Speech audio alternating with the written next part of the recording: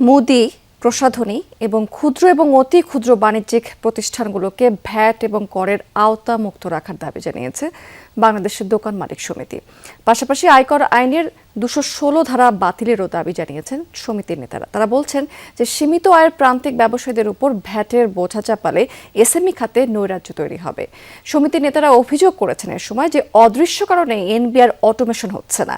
VAT আদায়ে মানুষকে আগ্রহী করতে পুরো প্রক্রিয়ায় সংস্কার এবং দক্ষ জনবল নিয়োগের দাবি জানিয়েছেন তারা। বলেছেন দেশের ১ কোটি টিআইএন ধারীর মধ্যে মাত্র ৩৭ লাখ রিটার্ন জমা দেয়। বাকি করদাতাদের খোঁজ না নিয়ে সীমিত আয়ের ক্ষুদ্র ব্যবসায়ীদের চাপে ফেলা হচ্ছে।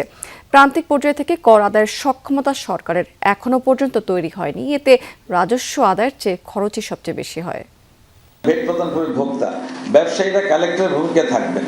আমাদের প্রশ্ন, মাননীয় অর্থমন্ত্রী ক্ষুদ্র অতি ক্ষুদ্র ব্যবসায়ীরা কিভাবে ভোক্তার নিকট থেকে ভ্যাট এবং কর আদায় করবে তা আমাদের বোধগম্য নয়। আর এখানে কতই বা রাজস্ব আদায় হবে, তার সঠিক পরিসংখ্যান কি জাতীয় রাজস্ব বোর্ডের কাছে আছে? আমরা যে কর দিই, এই কর আইনটি কিন্তু ব্রিটিশ আমলে পরিণত। এটার মধ্যে অদ্যাবধি কোনো পরিবর্তন করা হয়নি। এটা মিনিমাম 25%, উপরে 40% পর্যন্ত। তো আমরা কিন্তু এত ব্যবসা করি না, আমাদের ব্যবসার পরিমাণ এত না।